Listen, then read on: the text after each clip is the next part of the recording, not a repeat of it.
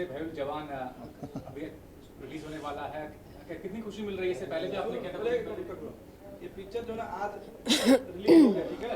Picture जी, सबसे पहले आपका फर्स्ट प्रोजेक्ट जो है क्या है, ये कहना चाहेंगे इसके बारे में बात करें। नमस्कार, मैं हूँ रैपर हितेश्वर। आज बड़ा खुशी का दिन है और सबसे पहले आप सभी को मैं धन्यवाद करता हूँ। भारी मात्रा में आप लोग आए हैं।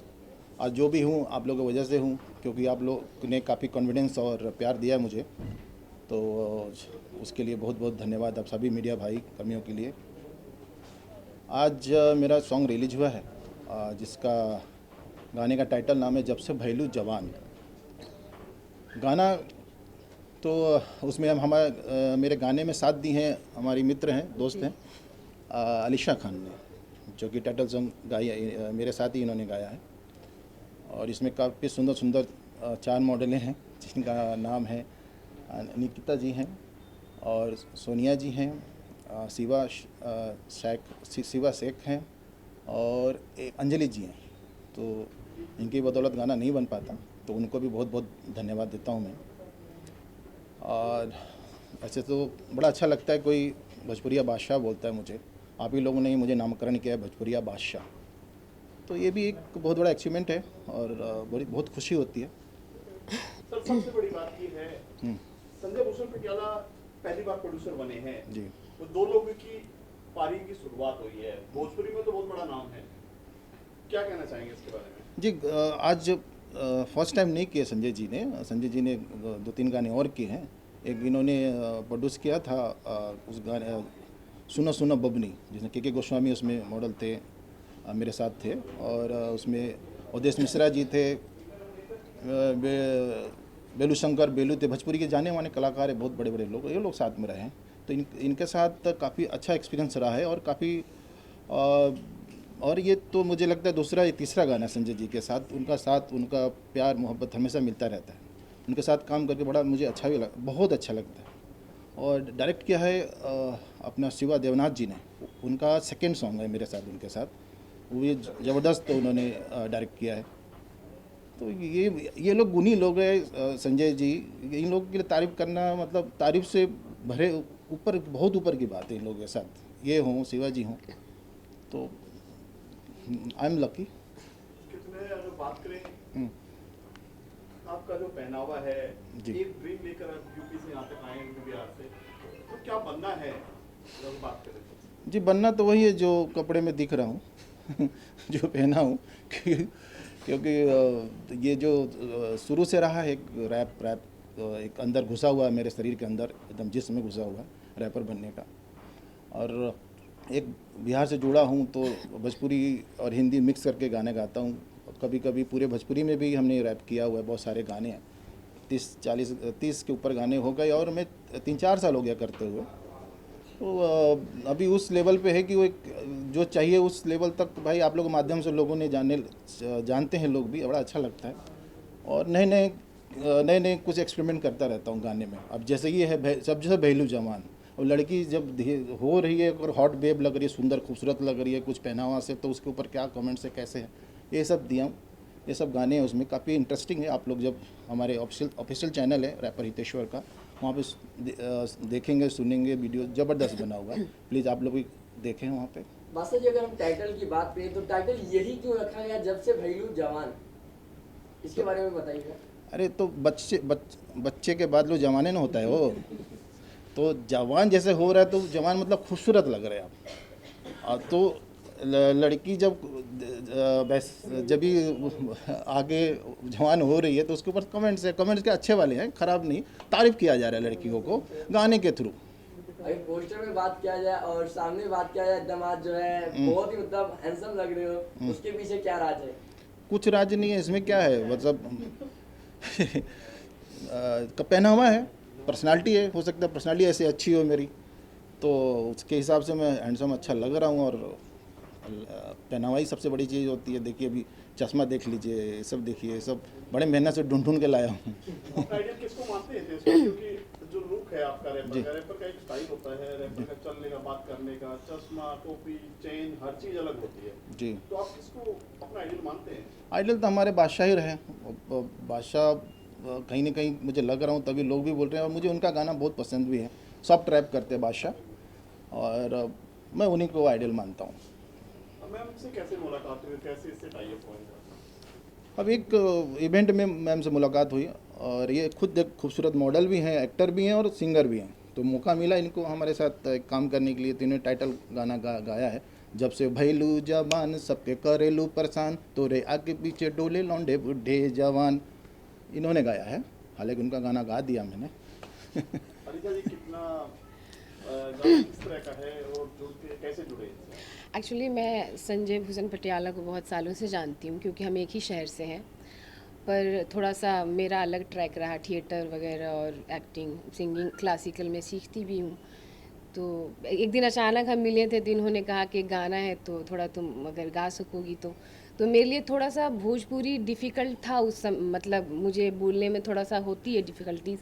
तो मुझे लगा पता नहीं मैं सही कर पाऊँगी कि नहीं। पर उसके बाद जब भी मैं स्टूडियो गई और मैंने लिरिक्स देखा, तो मैंने बहुत आसानी से आई थिंक मैंने गा दिया था, उतनी मुश्किल नहीं हुई। तो मुझे लगा कि मैं गा सकती हूँ आगे भी, मतलब भोजपुरी सॉन्ग। तो मुझे बहुत ही अच्छा लगा, और मतलब लिरिक्स भी काफ़ी अच्छा था, और इनका साथ था। इन्होंने बहुत अच्छे से मुझे बताया कि मतलब कैसे करना है, नहीं तो बहुत ही मुझे अच्छा लगा इनके साथ काम करके। नई शुरुआत है, युक्तेश्वर जी भोजपुरी में रैप की अगर बात जी। करें, तो आपको क्या लगता है ये रास्ता बहुत आसान है आपके लिए या कठिन है? क्योंकि भोजपुरी का नाम सुनते लोग साइड हो जाते हैं, भोजपुरी है, लेकिन आप इसकी छाप बनाएंगे, आप तन मन धन से लगे हुए हैं। जब गांव से चले थे जी बहुत मुश्किल था, ट्रेनें में बहुत मुश्किल हुआ था। वहाँ से दिल्ली गया था, दिल्ली से बम्बे आया। जब इतना मुश्किल सफ़र हमने यहाँ तक पहुँचने में लगा लिया है, तो आदत सी पड़ गई है सब स्ट्रगल करना, मेहनत करना। मेहनत से हम घबराते ही नहीं हैं, और कुछ अच्छा करना चाहते हर वक्त। तो तारीफ़ मिले तो और डर जाते हैं, अरे यार तारीफ़ हो रहा है, तो डर सा अंदर घुस जाता है। तो मेहनत वाले लोग हैं, हमें क्या किसी से डरना, किसी कंपटीशन नहीं है। हर वक्त हर समय अच्छा सोचता हूँ कि कुछ नया करूँ, और ऐप में लोग कर भी रहे हैं। तो मेरा मकसद है कि भोजपुरी में कुछ किया जाए, भोजपुरी में करूँ, करता हूँ, करता रहूँगा भी। मैम आपको जो है सर के साथ जो है काम करके कैसा एक्सपीरियंस? नहीं, बहुत अच्छा लगा, मतलब बहुत ही कूल माइंड के इंसान है। तो मुझे काफ़ी, मैं फ़र्स्ट टाइम इनसे मिली थी, तो ऐसा लगा नहीं है कि मैं पहले नहीं मिली हूँ या किसी ऐसे कभी अनजान लोगों से आप मिलते हो थोड़ा ऑकवर्ड फील होती है। बट इनसे मिलके मुझे वैसा कुछ लगा नहीं, बहुत फैमिलियर टाइप के इंसान ही हैं। तो मतलब इस वजह से बहुत हमने इजी वे में हमने वो रिकॉर्डिंग बड़ा अच्छा कर लिया गाया था, इन्होंने। बहुत अच्छे तरीके से। कोई भी मतलब कुछ नहीं हुआ था कि क्योंकि मेरे लिए थोड़ा सा डिफरेंट था, तो यही इसके लिए मैं बोल रही हूँ कि इन्होंने मतलब काफ़ी अच्छे से उस चीज़ को हैंडल किया था। युक्तेश्वर जी, पीछे कुछ सरली चोपड़ा का भी है क्या इस एल्बम में, है आपके साथ में या पोस्टर में है? ना नहीं जी, ऐसा कैसे डाल देंगे जी, लफड़ा हो जाएगा। वो हैं, चीफ गेस्ट हैं। कंट्रोवर्सी होती है जब ये चीजें आगे बढ़ती है। अरे साहब ऐसा खैर आप चाहे लोग बोलते शाहरुख हैं। सलमान कोई भी हो, तो कंट्रोवर्सी वो आ रही हैं, रास्ते में है, जी। तभी डाला गया है नाम। नहीं तो बाप रे, आजकल क्या नहीं क्या कर देते हैं लोग, सू कर देते हैं, अंग्रेजी में बोलते हैं ना, पोस्टर सू। में बहुत छोटा शकल नजर आ रहा है, क्या चारों ने दबा दिया आपको मार के? अब अच्छी बात, मतलब खूबसूरत लड़कियां ने दवाई, इसलिए बड़ी गट्स फील हो रहा है, अच्छा लग रहा है हमें। गाने से क्या उम्मीद है आपको? अरे पूरा उम्मीद है साहब, गाना क्या बस गा दिया और अच्छा शूट हुआ है। अच्छी हमारे साथ खूबसूरत ये लोगों ने, काफ़ी अच्छा मॉडल ने इन्होंने साथ दिया मुझे, तो हमें अच्छा है, बी पॉजिटिव। हो जाए हाँ हाँ, कहाँ अच्छा। जवानी जवानी तोहर चढ़ता, हमरा के डसता, लाल लाल लिपस्टिक तोरा ऊपर जचता। जवानी तोहर चढ़ता, हमरा के डसता, लाल लाल लिपस्टिक तोरा ऊपर जचता। जब से भैलू जवान सबके करेलू परेशान, तोरे आगे पीछे डोले लौंडे बूढ़े जवान। जब से भैलू जवान सबके करेलू परेशान, तोरे आगे पीछे डोले लौंडे बूढ़े जवान। सुन ले बेबी आती है तो आना, नहीं तो यहाँ से जाना, लड़कियों की लाइन है, ना ही अपने पास टाइम है। ओके। आप सुना है कि सोनू सूद को लेकर कुछ प्रोजेक्ट बना रहे हैं, खबर मिली है थोड़ा थोड़ा हमें कि कुछ उत्तर भारतीय आपके पास पहुंचे हैं कि वहाँ पे गाना बनाया जाए, कुछ ऐसा कुछ प्रोजेक्ट आपका है? खबर जी लगी है? हाँ, कुछ बहुत सारे तो हो रहे हैं। सोनू सूद के घर के नीचे खड़े रहते हैं लंबे कतार में लोग बहुत सारे। तो हमने एक बार निरीक्षण किया था, गया था, देखा अभी बहुत लोगों का तो वहाँ पे लाइन लगी हुई है, किसी का काम होता है, किसी का नहीं भी होता है। तो कुछ हमारे एक मित्र हैं, तो उन्होंने एक वीडियो दिखाया था, बताया था कि भाई यहाँ पे तो कुछ नेगेटिविटी भी बहुत सारे हैं, कि किसी का एक लेडीज़ है जो कि बोल रही थी कि अरे सोनू सूद आने के बाद तो बोल रही थी 4 दिन हो गया है, लेकिन 4 बार आ चुकी हैं, लेकिन मेरा कुछ काम हुआ ही नहीं। तो ऐसे लोग भी घूम रहे हैं कि जिनका बिल्कुल उनके काम हो नहीं रहा है, लेकिन होप पे खड़े हैं सोनू सूद के वहाँ पे।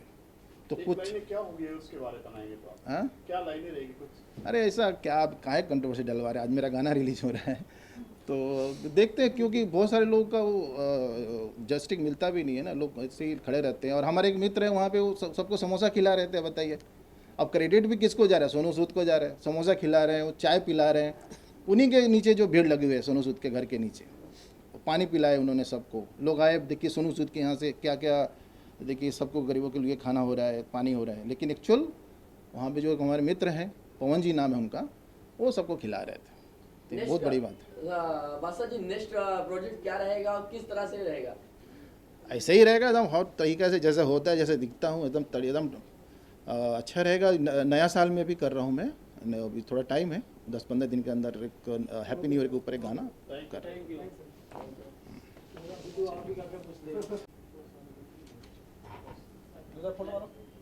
सर यहाँ देखो सर, सुनते हुए सामने देखो। Wait sir.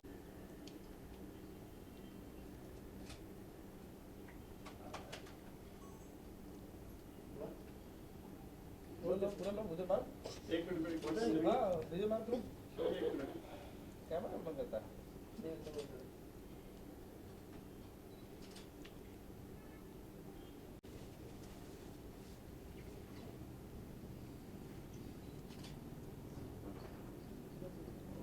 भोजपुरी का ये गाना है, आज लॉन्च हो रहा है, क्या कहना चाहेंगे, क्या शुभकामनाएं होंगी गाने के लिए? पहले तो जितनी भी मीडिया यहाँ आई है, इन सबको बहुत बहुत बधाइयाँ कि मेरे अपकमिंग सुपरस्टारों को आप लोग आशीर्वाद देने आ गए हो। और ये बहुत ही बड़ी बात है कि एक अपकमिंग स्टारों के लिए इतनी सारी मीडिया आना।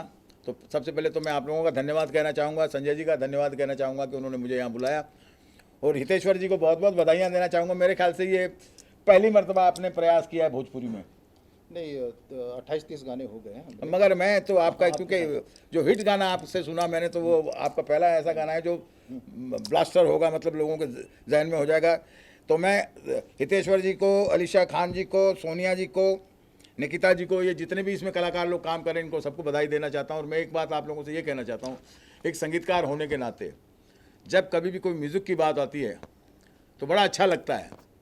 और इन बच्चों ने बहुत अच्छी कोशिश की, और मुझे उम्मीद है कि ये 2022 का ही नहीं, 2023 का ही नहीं, मतलब ये पूरे जब तक ये सृष्टि चलती रहेगी, ये म्यूज़िक हिट रहेगा इनका। और ये बार बार जो भी कोशिश करेंगे अच्छी करेंगे।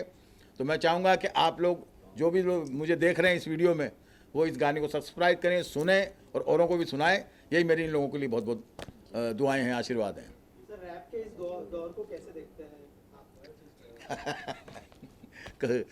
किस तरीके से, कंट्री साइज में पूछ रहे हो या कामयाबी के लिए पूछ रहे हो?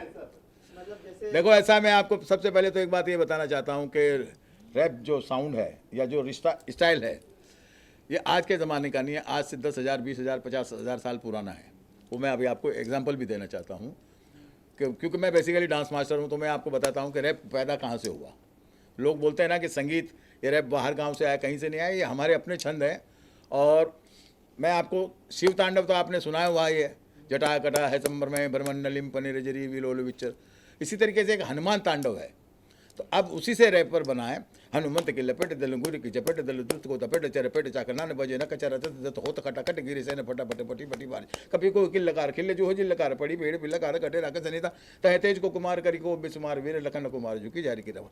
तूने मुझे जाना नहीं, तूने मुझे जाना नहीं, कहीं पहचाना नहीं, चल मेरे घर पर आ जा, चाय भी पिलाऊंगा, पानी भी पिलाऊंगा, चौपाटी पे ले जाके तो रोज़ को घुमाऊंगा। तो कोई भी शब्द इसमें डाल सकते हैं आप। तो रैप जो ये इस तरीके के जो रैपर टाइप के गाना गाते हैं इन लोग, तो ये कोई बाहर के नहीं है, ये हमारे हिंदुस्तान का ही संगीत है। बट इसमें फोड़पना नहीं होना चाहिए, क्योंकि आपको पता है इससे पहले भी मैंने किसी के लिए कहा था। हालांकि मेरे को किसी से कोई दुश्मनी या कुछ नहीं है, क्योंकि मैं एक संगीतकार हूँ। तो संगीतकार होने के नाते मेरा यही मानना है कि आप कुछ भी करिए, मगर अपनी सभ्यता को, अपनी संस्कृति को मत भूलिए। शब्द ऐसे गाएं और ऐसे चॉइस करें कि आप अपने परिवार के साथ बैठ के वो गाना सुन सकें, और भी उसको देख के प्रशंसा करें लोग। और उस तरीके से जैसे दूसरों को, अब जैसे इन्होंने बादशाह की बात कही, मैं ये मानता हूँ कि हनी के बाद में अगर कोई प्यारा सा का अगर सिंगर आया है तो बादशाह जी हैं, क्योंकि बादशाह जी के गाने में आपको कहीं वल्गरिटी नहीं मिलेगी। वो हमेशा साफ सुथरा गाना बजाते, बड़ी बीट भी बड़ी प्यारी बीट में वो करते हैं।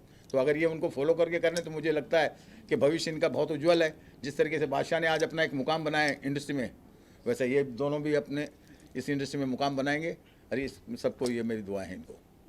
सोनिया जी, आपसे जानना चाहूँगा, जब इस तरह के लेजेंड कलाकार आपकी तारीफ करते हैं तो आपको लगता है कि कॉन्फिडेंस बढ़ता है एज एन आर्टिस्ट? यस, तो first of all thank you so much कि आप सब लोगों ने हमारे लिए टाइम निकाला।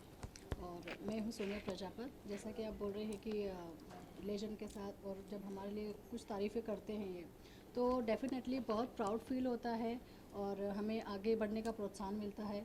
यही लोग होते हैं जो हमें आगे बढ़ने के लिए हमें प्रोत्साहित करते हैं और कॉन्फिडेंट यहीं से आता है। अगर कोई बड़ा कलाकार आपको अप्रिशिएट कर रहा है, आपको मोटिवेट कर रहा है कि आप अच्छा कर रहे हो, और इसी से एक आर्टिस्ट को एज ए आर्टिस्ट मैं अपना फीलिंग बताना चाहूँगी कि मुझे बहुत अच्छा लगता है जब कोई मेरी एक्टिंग को या मेरे किसी भी मेरे टैलेंट को कोई सराहता है, तो मुझे बहुत प्रशंसा होती है और मुझे आगे बढ़ने के लिए मुझे बहुत शक्ति मिलती है। एक तरह से कहा जाए तो कॉन्फिडेंट मिलता है।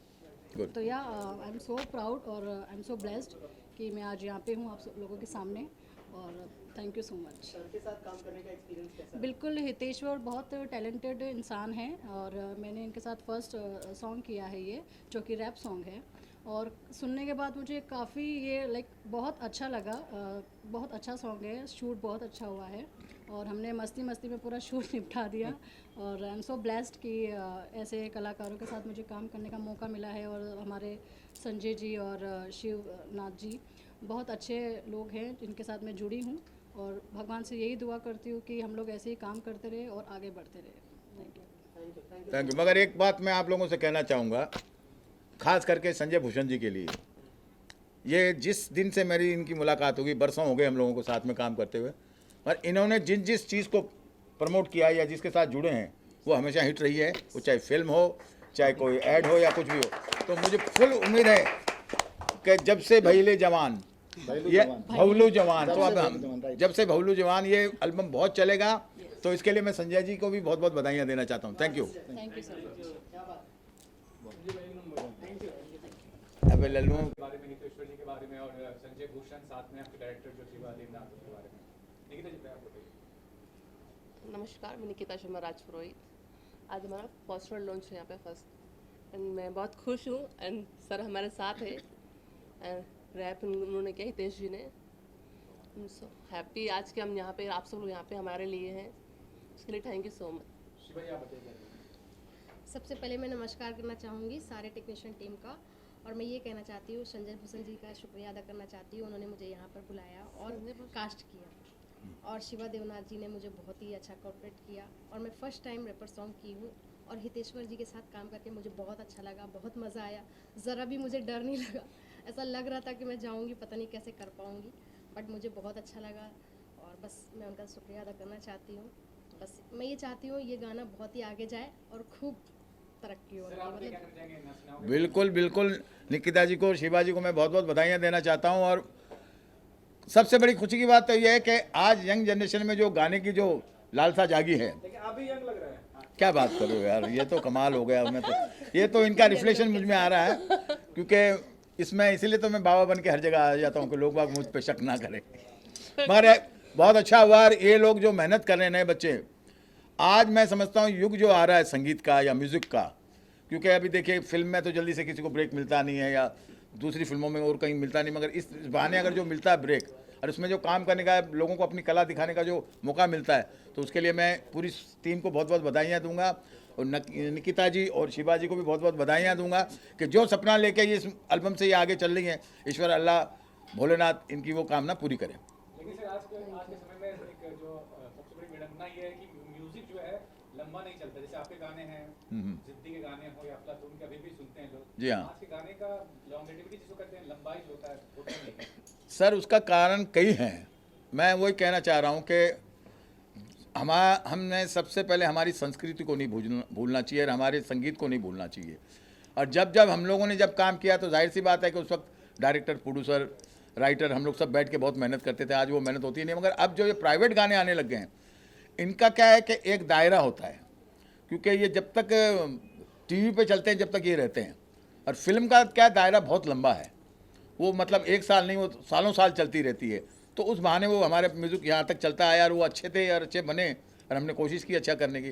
और मुझे इनकी हिम्मत इसलिए है कि जो हम लोग 10 साल में कमाते थे म्यूज़िक कंपनी हमारे म्यूज़िक से, वो इनके 1 महीने में ही कमा लेती है, क्योंकि इतने इनके व्यूअर्स बन जाते हैं करोड़ों में।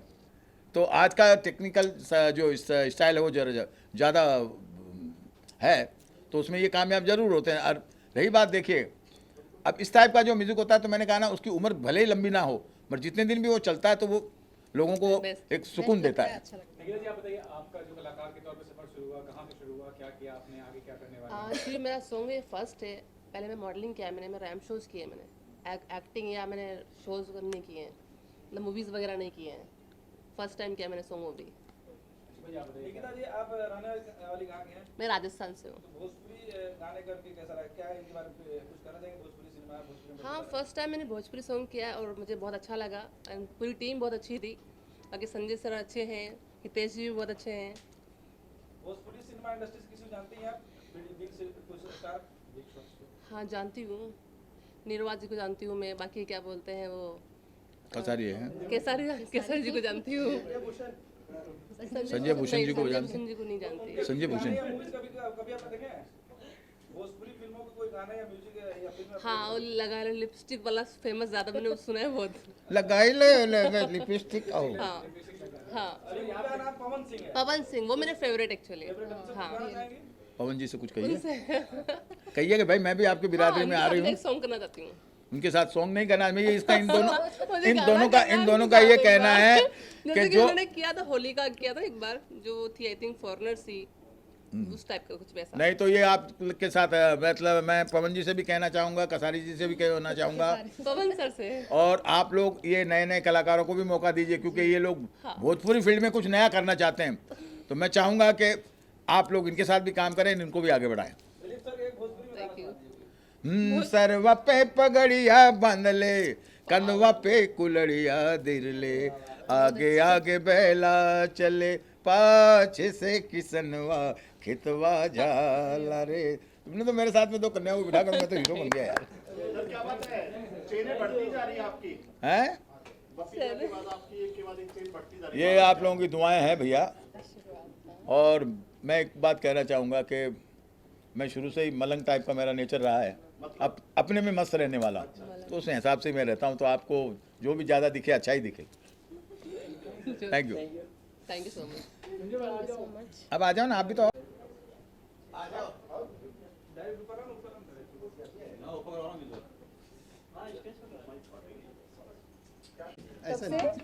सब करे परेशान, जब से भैलू जवान सबके करेलू परेशान, तोरे आगे पीछे डोले लौंडे बुढ़े जवान।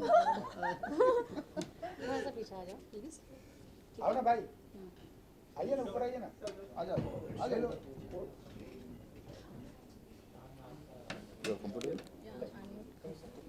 Please please please. संजय भाई आप भी चलिए ना। संजय भाई आइए नहीं तो। बुलाओ यार संजय भाई को। गाना चलाइए, गाना भी चलाओ। इधर आइए, बरोबर है। संजय इधर हाथ लगा दीजिए। चलिए, वीडियो लिया अभी, फोटो लो, फोटो ले। हाँ, सामने देखिए इधर। जी ओके, चाहिए जो गाना है आज लॉन्च जी हाँ हाँ हाँ बेटा पता है, पढ़ लिया। मैं धन्यवाद देती हूँ हितेश्वर जी को, शिवा जी को, और जो प्रोड्यूसर हैं संजय भूषण जी को, जो इन्होंने मुझको यहाँ पर आमंत्रित किया। जब से भैलू जवान ये जो भोजपुरी रैप गाना है, इसकी सफलता के लिए मैं प्रार्थना करती हूँ। मैंने सुना है कि ये बहुत ही बढ़िया रैप है, एंड आगे चलकर भोजपुरी इंडस्ट्री में हम देखेंगे कि एक से बढ़कर एक रैप गाने बनने वाले हैं। और मैं चाहती हूँ कि हितेश्वर जी आप इस ट्रेंड के जो हकदार हैं। आप और भी बढ़िया गाने बनाते रहें और एक ज़बरदस्त रेवोल्यूशन लेकर आएँ भोजपुरी इंडस्ट्री में। वाह, थैंक यू सो मच मैं पूछना चाहूँगा कि आप जब इंडस्ट्री में आई थी, आपका ये बड़प्पन है कि आप आई और यहाँ पे तेजस्वी जी के इस खुशी के माहौल में शामिल हो रही हैं। आप जो है तो आपको कौन सपोर्ट किया था शुरुआत के दौर में जब आप इंडस्ट्री में कदम रखे थे? I have always been a self-made woman. किसी माँ बाप का हाथ नहीं था मेरे सर पर और मैं ख़ुद को खुशकिस्मत मानती हूँ जो मुझे कभी किसी माँ बाप की ज़रूरत नहीं पड़ी ज़िंदगी में आगे बढ़ने के लिए। मैं ख़ुद में विश्वास रखती हूँ और सबसे ज़्यादा मैं रब पर विश्वास करती हूँ और मुझे यकीन है कि अब तक जो हुआ है बहुत अच्छा हुआ और आगे चलकर जो भी होगा उत्तम होगा, सर्वोत्तम होगा। ये भी कहा जाता है ये भोजपुरी का एक इवेंट है कि भोजपुरी में डबल मीनिंग गाने होते हैं, थोड़ा चीपनेस होता है, लेकिन ये तो बॉलीवुड में भी होता है। गाने की बात करें तो या फिल्मों की बात करें या सीन्स की बात करें तो ये कितना ज़्यादा एक मतलब हिपोक्रेसी कर सकते हैं, क्योंकि फिल्में तो फिल्में हैं व्हाटएवर से पब्लिश है। When you compare Bhojpuri industry with the Bollywood industry. जी वो क्या कहावत है, जो शीशे के महलों में रहते हैं उन्हें क्या नहीं करना चाहिए? एग्जैक्टली, दूसरों पर पत्थर से वार नहीं करना चाहिए।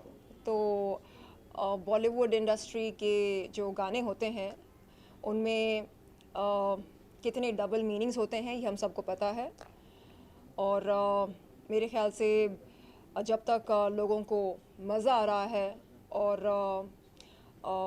लोगों में उत्साह पैदा हो रहा है तो हमें शिकायत नहीं करनी चाहिए। At the end of the day ये एक एंटरटेनमेंट इंडस्ट्री है जहाँ पर यदि मनोरंजन हम ना करें हमारे दर्शकों का तो फिर फ़ायदा क्या है? ऑलरेडी हमारी रोज़मर्रा की ज़िंदगी में इतना स्ट्रेस होता है, हम क्यों दुख बांटें, हम क्यों ना खुशी बांटें, क्यों ना हम मनोरंजन करें। और इस मनोरंजन के लिए मैं आप सभी को तहे दिल से मुबारकबाद देती हूँ। मैम, वन मोर थिंग, आज के दौर में सोशल मीडिया बहुत पावरफुल मीडियम है जी, लेकिन जो सेलिब्रिटीज कम्युनिटी की बात करें तो कितना ज़्यादा कॉशियस होना चाहिए जब आप कुछ करते लिखते हैं या कुछ आप संदेश देना चाहते हैं? जी। हाल ही में आपको पता है रीचा चड्ढा ने जो एक जी जी किया, मतलब baseless बहुत ही शर्मनाक। तो क्या कहना चाहेंगे कि कितना गैर जरूरी था ये चीज़ करना, वो भी सोल्जर्स के बारे में जो इतना ज़्यादा एफर्ट पुट करते हैं, हम सुरक्षित हैं? जी देखिए, मनोरंजन की अपनी एक जगह होती है। देश की गरिमा से बढ़कर कोई मनोरंजन नहीं होता है और ख़ास तौर पर भारतीय सेना की गरिमा से बढ़कर कुछ भी नहीं हो सकता है हम देशवासियों के लिए। कल रीचा चड्ढा ने जो किया, जो ट्वीट पोस्ट किया, वो बहुत ही शर्मनाक था। 15 जून 2020 में गालवान की घाटी में क्या हुआ हम सब जानते हैं। हमारे 20 सैनिक शहीद हुए। उन शहीद जवानों का कल रीचा चड्ढा ने मजाक उड़ाया। इसके लिए वो माफ़ी पाने की हकदार भी नहीं है और झूठ मूठ का वो एक ट्वीट अपलोड करके कहती हैं कि जो कुछ भी मैंने कहा उसके लिए माफ़ी मांगती हूँ, लेकिन नहीं, उस ट्वीट में रिमोर्स बिल्कुल नहीं था। यानी वो अपने किए पर पछतावा महसूस नहीं कर रही थी, झूठ मूठ का वो दिखावा कर रही थी। तो मुझे लगता है हम सबको आगे चलकर रीचा चड्ढा को बॉयकॉट करना चाहिए, उन तमाम कलाकारों को बॉयकॉट करना चाहिए जो देश के प्रति प्रेम नहीं दिखा सकते हैं, जो देश का मान सम्मान नहीं कर सकते हैं, और ख़ास तौर पर वो लोग जो ये सोचते हैं कि देश की सेना उनके जेब में होती है, वो जब चाहे देश की सेना का मजाक उड़ा सकते हैं। बिल्कुल नहीं। क्या कभी उन्होंने देश के लिए अपना लहू बहाया? बिल्कुल नहीं। वो सिर्फ और सिर्फ खुद के लिए जीते हैं। कैमरा के सामने आते हैं, नौटंकी करते हैं, विज्ञापन करते हैं, पैसा कमाते हैं। देश के लिए कभी कुछ किया इन लोगों ने? और जो लोग खून पसीना बहा रहे हैं देश के लिए, ये लोग उनका मजाक उड़ाते हैं। उनकी हिम्मत कैसे हुई ये सब करने की? हिम्मत हम देते हैं उन्हें, लेकिन आगे चलकर अगर हम उनकी फिल्में बॉयकॉट करें, उनकी फिल्मों को बहिष्कार करें, तब उन्हें समझ में आएगा कि इस तरह की गलती अगर वो दोबारा करेंगे तो उनका क्या हश्र किया जाएगा। मैम ऋचा चड्ढा तो एक छोटी सी बात है, नई स्टार है, इतनी बड़ी नहीं कह सकते। एकता कपूर ने भी आर्मी को लेकर बहुत सारी चीजें कंट्रोवर्सी में रही हैं, जिसके लेकर करणी सेना था नहीं क्या क्या बहुत सारे एनजीओ सामने आ गए थे, संसद तक मामला पहुंच गया था। उस बारे में क्या कहना चाहेंगे आप? मैं यही कहना चाहूंगी, अच्छा है और हमेशा लोगों की नजरिया होता है देखने का। जी देखिए, मैं फिर से यही बात दोहराना चाहूँगी कि इन लोगों को हिम्मत और हौसला ये सब कहाँ से मिलता है? दर्शकों से मिलता है। इन्हें लगता है कि ये सब करना चलता है। नहीं, आप कहीं और जाकर करिए, किसी और देश में आप करने की जुर्रत तो कीजिए। आपको जेल की सलाखों के पीछे बंद कर दिया जाएगा, लेकिन क्योंकि ये भारत है, यहाँ पर टॉलरेंस लेवल बहुत ज़्यादा है। डेमोक्रेसी के नाम पर लोग क्या कुछ नहीं कर रहे हैं आजकल। ड्रग्स के मामले में आपने रोज लाइव रहते थे, हम देखते थे आपको, लेकिन कुछ नहीं उनका रिलेशन में उनका पब्लिसिटी हो गई उनकी, तो उनको तो 1% भी वो नहीं है कि हमारी बदनामी हुई है। आपने भी काफी लाइव किए, हमने देखा जी। क्या है मतलब देश में कोई कुछ भी कर सकता है? ड्रग्स के मामले में आप काफी चिल्लाए, आपने बोला ये जी। देखिए, जिनको हम कल तक अपना आदर्श मानते थे, वो बंद कमरे में क्या करते हैं ये हम सब जानते हैं। मीडिया के सामने आकर डिप्रेशन के नारे लगाते हैं, रिपीट आफ्टर मी। हाँ, depression is not a disease, ऐसा बोलते हैं ये लोग। मैं कहती हूँ repeat after me, drug consumption is not cool. आप ड्रग्स का सेवन करते हो, चरस गांजा पीते हो, हाँ, और पता नहीं क्या क्या लेते हो, कोकेन, MDMA, मैजिकल मशरूम्स, पता नहीं क्या क्या और नाम है जिनकी मुझे जानकारी नहीं है। आप इन नशीली पदार्थों का सेवन करते हो और फिर कैमरा के सामने आकर बोलते हो I am depressed, I am depressed. हाँ, डिप्रेशन के नारे लगाते हो। शर्म आनी चाहिए आपको। आप युवा पीढ़ी को अंधकार में ढकेल रहे हैं। अरे, जो मजदूर सुबह शाम मजदूरी करता है 2 वक्त की रोटी कमाने के लिए, क्या वो डिप्रेस्ड नहीं रहता लाइफ में? अरे, उसको तो ये तक नहीं पता कि कल उसको काम मिलेगा नहीं मिलेगा, 2 वक्त की रोटी मिलेगी नहीं मिलेगी, लेकिन फिर भी जी रहा है ना वो, हिम्मत करके। हाँ, आप लोगों का खुद का घर है, नौकर चाकर हैं, बड़ी बड़ी गाड़ियां हैं, फिर भी डिप्रेशन डिप्रेशन डिप्रेशन बोलते रहते सुबह शाम। शर्म आनी चाहिए। आप मतलब किस तरह का आप उदाहरण बन रहे हैं लोगों के लिए? आप साफ साफ बोल दो ना मीडिया के सामने आकर कि देखिए, हम आपके आदर्श बनने लायक नहीं है।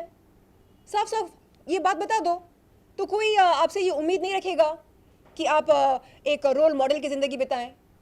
जो मन चाह करें, आप नशा करना चाह रहे करो, लेकिन बोल दो, अपने फैंस को बोलो कि देखो, मैं आपके आदर्श बनने लायक नहीं हूँ, तो प्लीज़ कृपया मुझे आदर्श मत मानो।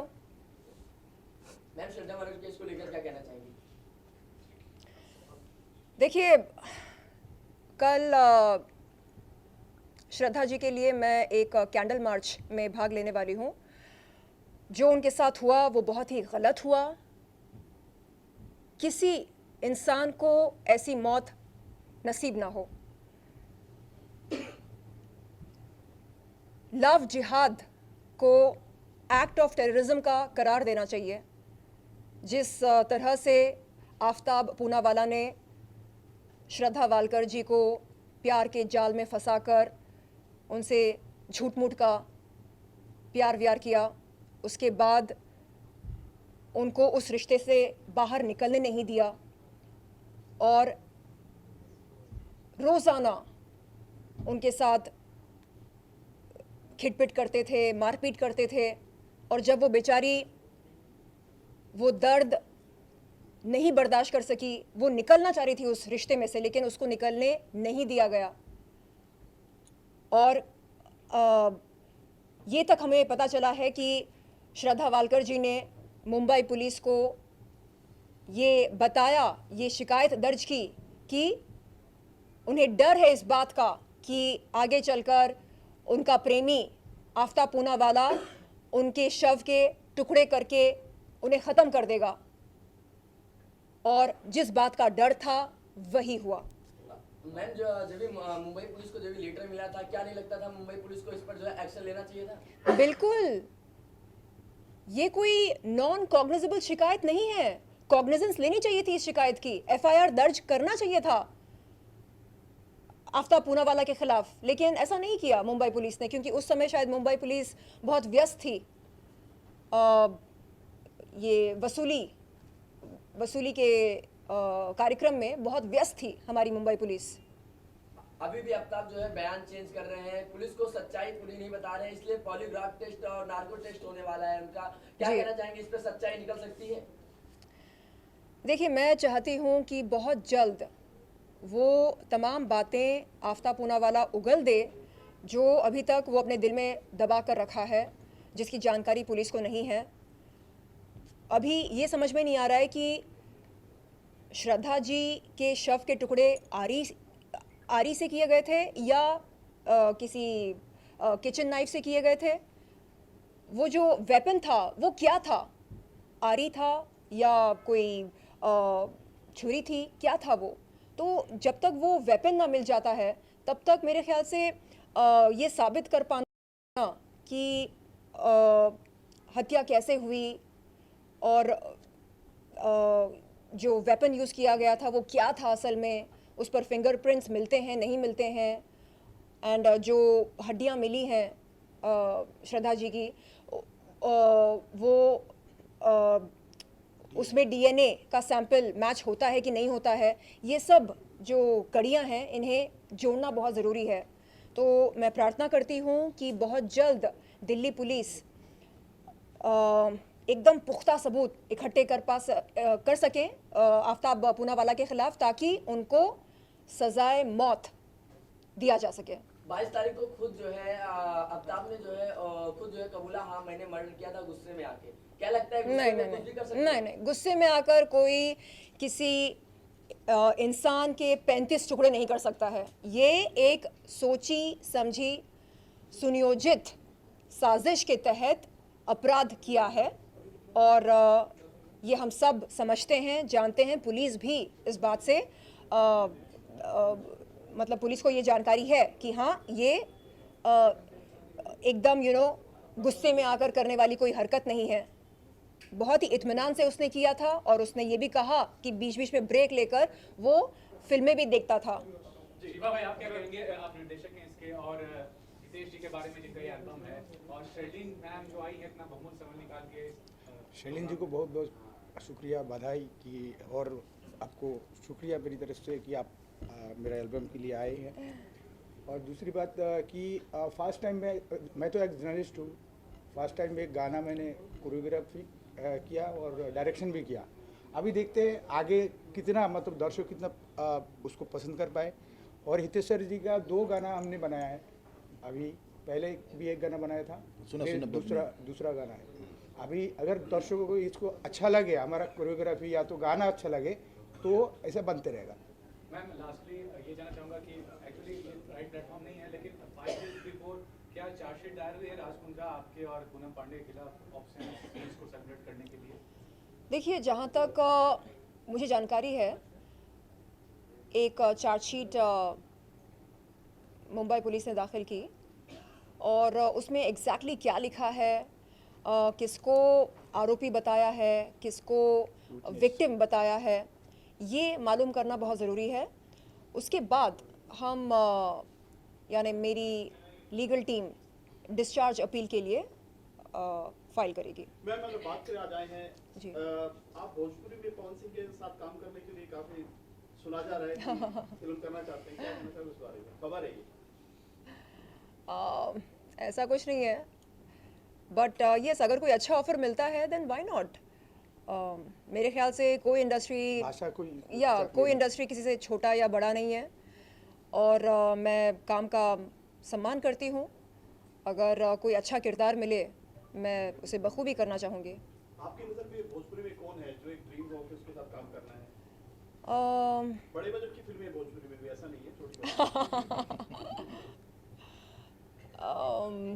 भोजपुरी निरुआ जी और रवि किशन तो अब नहीं कर रहे हैं ना? नहीं। क्या कर रहे हैं?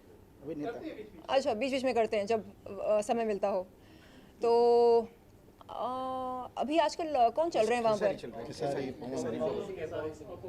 पवन जी और केसरी खेसारी, केसरी लाल। अच्छा, केसारी लाल, ओके। हाँ, तो पवन जी, केसारी लाल जी, इस माध्यम से मैं आपको ये संदेश देती हूँ कि हम इंतज़ार कर रहे हैं। अगला गाना क्या तीसरे के साथ आप करेंगे? अरे वाई नॉट। आज जब मुझे व्हाट्सएप पर इनका गाना आया मिला तो सुनते सुनते मैं ये बोल सीखने की कोशिश कर रही थी। क्या है? जब से भैलू जवान सबके करेलू परेशान, तोरे आगे पीछे डोले लौंडे बुढ़े जवान। थोड़ा बोलिए आगे। जब से भैलू जवान, जब से भैलू जवान सबके करेलू परेशान, तोरे आगे पीछे डोले लौंडे बुढ़े जवान, तोरे आगे पीछे डोले लौंडे बुढ़े तोरे आगे पीछे डोले लौंडे बुढ़े जवान। बुढ़े जवान। अभी बिग बॉस आप देखते हैं? नहीं, क्योंकि उसमें मेरा आरोपी भाग लिया है और उसकी शक्ल मुझे नहीं देखनी है। मी टू आरोपी साजिद खान, तो उसकी शक्ल अवॉइड करने के लिए मैं बिग बॉस सीज़न 16 नहीं देख रही हूँ। जिस दिन वो बेदखल हो जाएंगे उस दिन मैं देखना शुरू करूँगी। जी, तो ये कितनी सच्चाई है इसमें या क्या है? कुछ लोग बोलते हैं कंट्रोवर्सी है, कुछ क्या है? तो बिग बॉस से आते आपका निशाना रहेगा? देखिए, बिग बॉस से कब आ रहा है? मैं बताती हूँ आपको, अगर एक लड़की किसी पर आरोप लगाती है, यौन शोषण का आरोप, बलात्कार का आरोप, तो उसके लगाए आरोपों की जांच पड़ताल कौन करेगा? ऑप्शन ए राखी सावंत करेगी, ऑप्शन बी पुलिस करेगी, ऑप्शन सी न्यायालय करेगी। मेरे ख्याल से सबसे पहले पुलिस को जांच पड़ताल करनी चाहिए पीड़ित महिला की आरोपों की। उसके बाद वो एक निष्पक्ष जांच करने के बाद फैसला लें कि एफआईआर दर्ज करना लाजमी है या नहीं। ऐसे में अगर कीड़े मकोड़े बीच में आकर नौटंकी करना शुरू करें, ये बोलना शुरू करें, मैं वही बोल रही हूँ, नहीं, मैं वही बोल रही हूँ। ऐसे में अगर कुछ लोग बीच में ज़बरदस्ती टांग अड़ाकर कहने लगे कि अरे ये आरोपी तो मेरा भाई है, ये तो मेरा ये है, ये तो मेरा वो है, तो हम इसका क्या मतलब निकालें? न्याय ये गुहार लगाना हर किसी का संवैधानिक हक है। मैंने पुलिस से कहा कि देखो, साजिद खान ने मेरा यौन शोषण किया। अब पुलिस की जिम्मेदारी बनती है कि वो मेरे आरोपों की जांच पड़ताल करे। ऐसे में जो लड़की मीटू आरोपी साजिद खान को अपना भाई मानती है, वो बीच में टांग अड़ाकर बोलती है नहीं, आप सबको पता है। अरे जो लड़की आजकल जी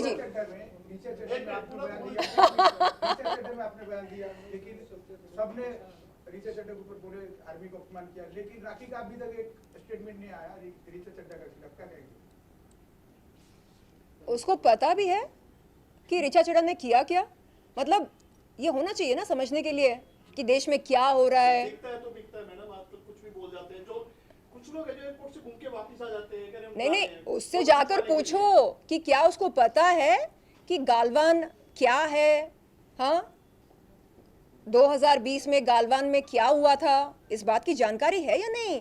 या 24 घंटे ये नकली बाल, एक्सटेंशंस, चर्बी की दुकान। वही चीजें चलती हैं आजकल। कुछ लोग हैं कपड़े निकाल कर रोड के ऊपर चलते हैं, एयरपोर्ट जाके घूम के वापस आ जाएंगे। हम नाम नहीं लेना चाहेंगे तो पब्लिसिटी हो जाएगी। जी देखिए,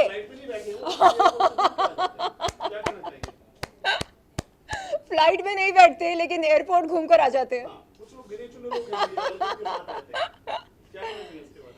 देखिए, आपको जो करना है करो। आपको हर दिन बॉयफ्रेंड बदलना है बदल डालो, हर आए दिन आपको अपना पति बदलना है, आप बदल डालो। आपको हर दिन हेयर एक्सटेंशंस बदलने हैं, आप बदल डालो, कोई बात नहीं। आपको जिस तरह की ज़िंदगी जीनी है आप जियो, लेकिन आप किसी से उसका संवैधानिक हक नहीं छीन सकते, ठीक है? और अगर आप किसी पीड़ित महिला पर वार करोगे तो वो पीड़ित महिला पलटवार करेगी, ठीक है? हम तनुश्री नहीं हैं, हम सनी लियोन नहीं हैं। सनी लियोन ने एक इंटरव्यू में कहा, अरे वो तो यूजलेस है, उसके बारे में बात करना ही बेकार है। ऐसा कहकर उसने कभी जिंदगी में उसके बारे उस कॉकरोच के बारे में बात नहीं की। लेकिन मैं बोल रही हूँ, सुन, कान खोलकर सुन, तू मुझ पर जब जब वार करेगी हम पलटवार करेंगे। तू एक पीड़ित महिला को बाजारू वैश्या बोलेगी तो तेरे खिलाफ FIR दर्ज कराने हम जाएंगे पुलिस में, ठीक है?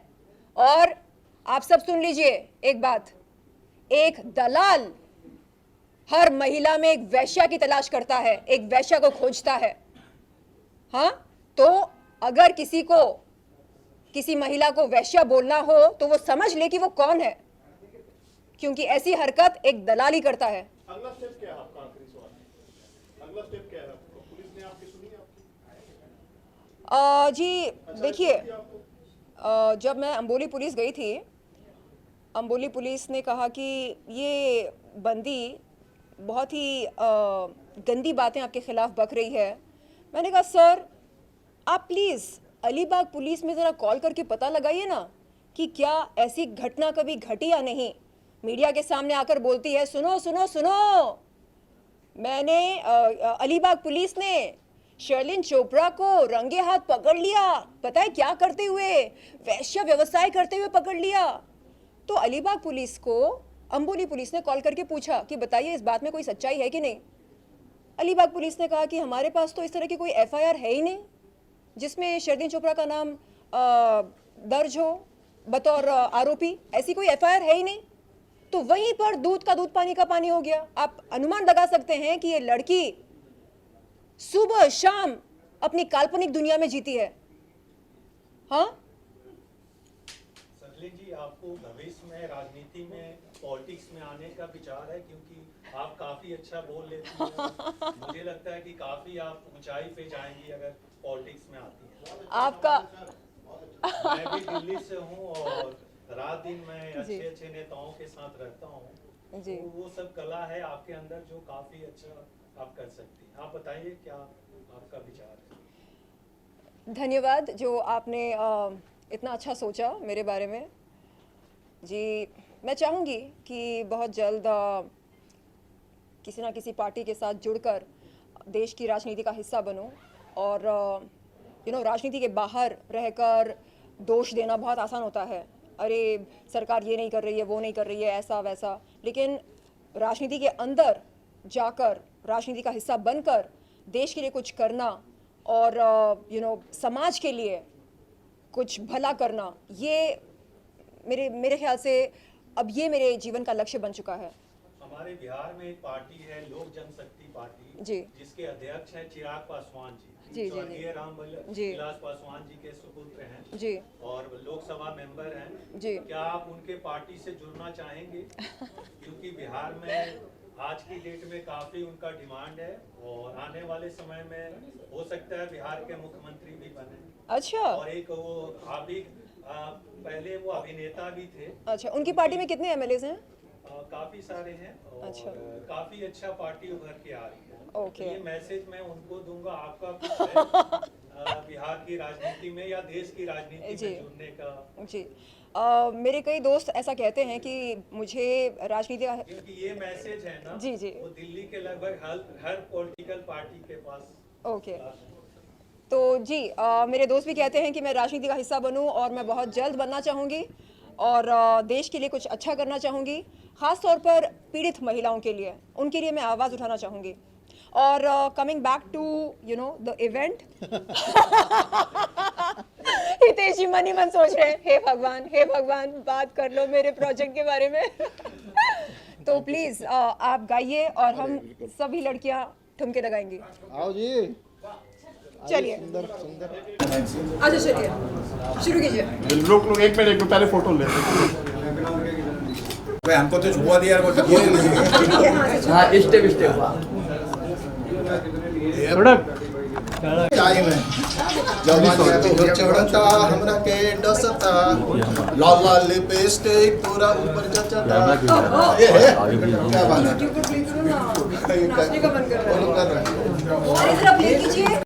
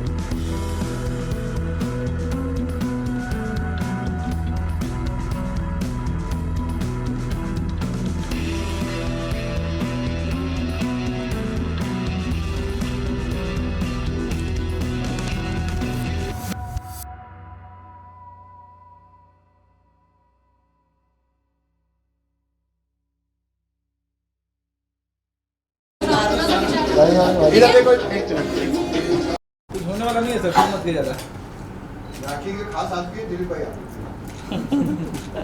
शुरुआत से आदिल पानी लेकर आओ मैं चल रही हूँ। एक बार फिर क्या एक बार इधर मतलब या मैं चल रही हूँ, पानी दो आदिल, जल्दी पानी दो। शेरन की खूबसूरती देखकर, उसके बैग्स देखकर, अपनी चर्बी देखकर मैं चल रही हूँ। ने मुझे चर्बी की दुकान बोला। हाँ, क्योंकि तू है।